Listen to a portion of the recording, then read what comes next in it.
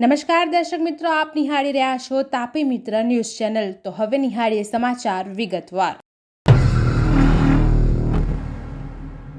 ધોરાજી શહેર જાણે સમસ્યાઓનું હબ બની ગયું હોય તેવું લાગી રહ્યું છે।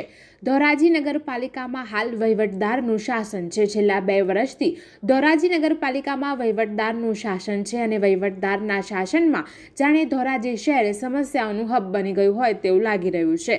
વાત છે ધોરાજી શહેરની કે જ્યાં શહેરમાં પૂરતા પ્રમાણમાં સફાઈ થતી નથી। સમગ્ર ધોરાજી શહેરની અંદર ગંદકીના ગંજ ખટકાયા છે। શહેરની અંદર પ્રતિબંધિત પ્લાસ્ટિકના ઢગલા જોવા મળી રહ્યા છે। આ પ્રતિબંધિત પ્લાસ્ટિક ખાવાને કારણે પશુઓ પણ મોતના મુખમાં ધકેલી રહ્યા હોય તેવું જોવા મળી રહ્યું છે। ગંદકીને કારણે ધોરાજી શહેરની અંદર રોગચાળો પણ વકર્યો હોય તેવું સ્થાનિકોનો આક્ષેપ છે। ધોરાજીના સ્થાનિકોએ પાલિકા તંત્રના વહીવટદાર પર ગંભીર આક્ષેપો લગાવતા કહ્યું કે સમગ્ર ધોરાજી શહેર ગંદકીથી ખદબદી રહ્યું છે। શહેરભરની અંદર ગંદકીએ માજા મૂકી છે ત્યારે અધિકારીઓ આંખ આડા કાન કરી રહ્યા હોય તેવું લાગી રહ્યું છે અને ભાજપ કોંગ્રેસ એકબીજા પર આક્ષેપ પ્રત્યાક્ષેપ લગાવી અને પોતાની જવાબદારીમાંથી છટકી રહ્યા હોય તેવું લાગી રહ્યું છે। ગુજરાતના લોથલમાં આવેલ હડપ્પા સંસ્કૃતિ આખી દુનિયા માટે મહત્વપૂર્ણ રહી છે ત્યારે હડપ્પા સંસ્કૃતિનું મહત્વનું કેન્દ્ર ગણાતા લોથલમાં એક દુર્ઘટના ઘટી છે જ્યાં ભેખડ ધસી પડતા 2 મહિલા અધિકારીઓ દટાયા હતા। અહીં દિલ્હી અને ગાંધીનગરથી માટીના સેમ્પલ લેવા ગયેલા 2 મહિલા અધિકારીઓ પર ભેખડ ધસી પડી હતી જેમાંથી એક મહિલા અધિકારીનું મોત નીપજ્યું છે અને બીજા મહિલા અધિકારીની હાલત ગંભીર હોવાનું સામે આવ્યું છે। રાજકોટથી સુરત તરફ જતી લક્ઝરી બસ સવારના સમયે આણંદ જિલ્લાના પેટલાદ નજીક તારાપુર ધર્મજ હાઈવે પર વડદલા પાટિયા નજીકથી પસાર થઈ રહી હતી। દરમિયાન આ લક્ઝરી બસ અને ટ્રક વચ્ચે ગમખાર અકસ્માત સર્જાયો હતો। આ અકસ્માત એટલો ભયાનક હતો કે લક્ઝરી બસનો પણ કચ્ચરઘાણ વળી ગયો છે। ઘટનાને પગલે એમ્બ્યુલન્સ ઉપરાંત હાઈવે પેટ્રોલિંગ અને પેટલાદ રૂરલ પોલીસની ટીમ તુરંત જ ઘટના સ્થળ પર પહોંચી હતી અને ઘાયલોને હોસ્પિટલ ખસેડ્યા હતા। બીજી બાજુ 3 મૃતદેહોને પીએમ અર્થે પેટલાદ સિવિલ હોસ્પિટલમાં મોકલી આપ્યા છે। મૃતકોની ઓળખ ધ્રુવ રૂડાણી, મનસુખભાઈ કોરાટ અને કલ્પેશ જીયાણી તરીકે થઈ છે જે 3 રાજકોટના રહેવાસી છે।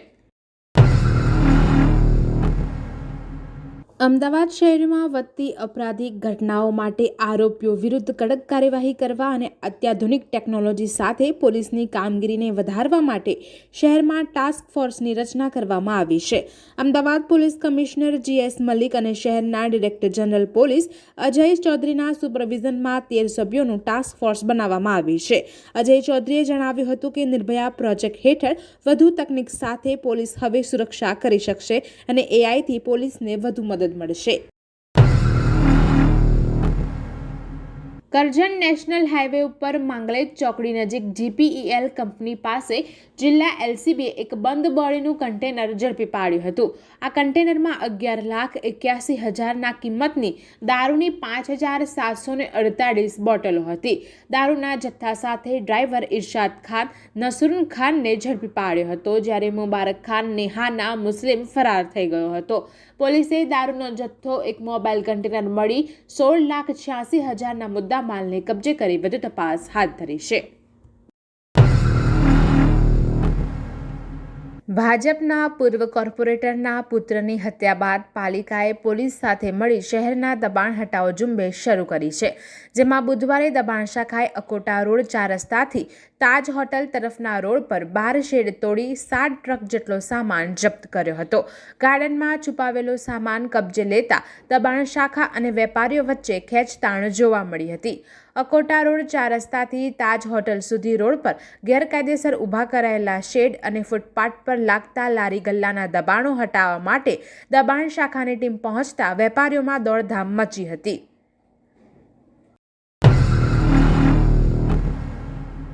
વડોદરા શહેરમાં કોઈ પણ જગ્યાએ આગનો બનાવ બને કે પછી કોઈ મોટી દુર્ઘટના બનતી હોય ત્યારે ફાયર વિભાગ તેની જવાબદારી નિષ્ઠાપૂર્વક નિભાવતું હોય છે। ઘણી વખત ફાયર વિભાગ વિવાદોમાં પણ આવતું હોય છે ત્યારે વડોદરા હાઈવે પાસે આવેલી ERC ફાયર સ્ટેશન ખાતે ફાયરના ઘણા વાહનો અહીંયા જોવા મળતા હોય છે।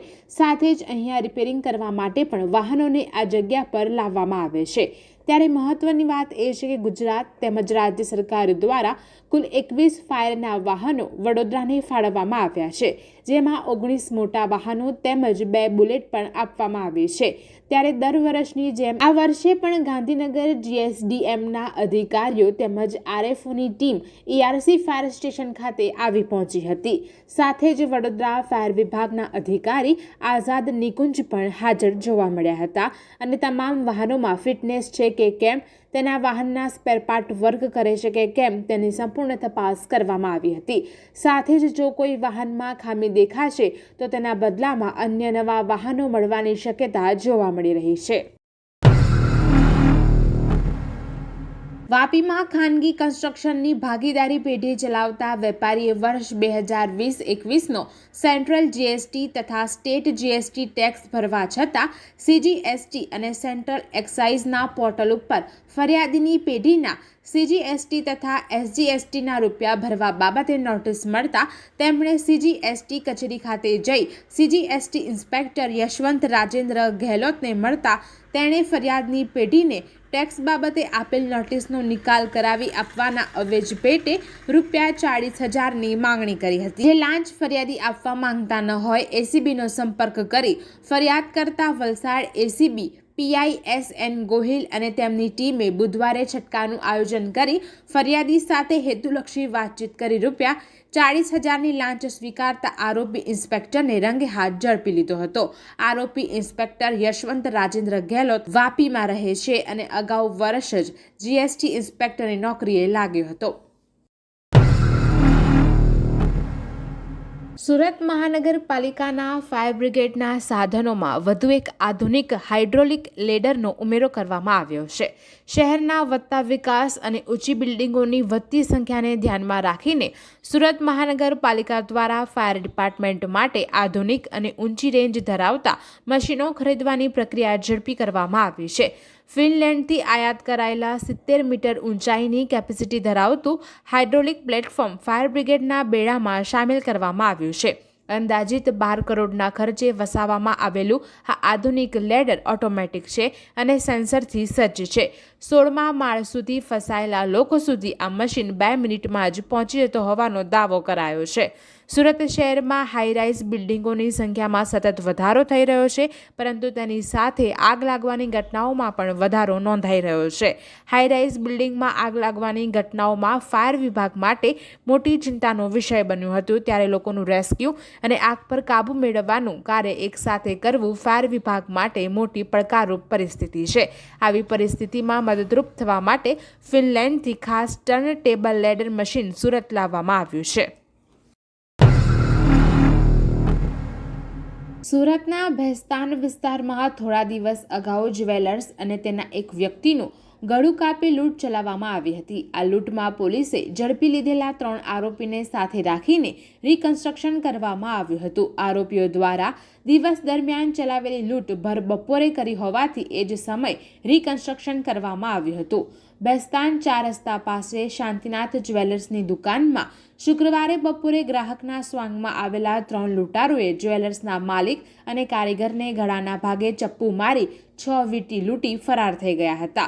લૂંટના આ ગુનામાં ક્રાઇમ બ્રાન્ચે અને બેસ્તાન પોલીસે સંયુક્ત ઓપરેશન હાથ ધરી 3 લૂંટારોને દબોચી લીધા હતા। લૂંટારો શોર્ટકટમાં રૂપિયા કમાવા માટે લૂંટ કરી હતી। હાલમાં 3 પોલીસ રિમાન્ડ હેઠળ છે, જેમાં વીંટી કબજે કરવાની બાકી છે। પકડાયેલા લૂંટારો પૈકી આમિર શેખને ઘટના સ્થળે લોકોએ પકડી પાડી પોલીસને હવાલે કરી દીધો હતો।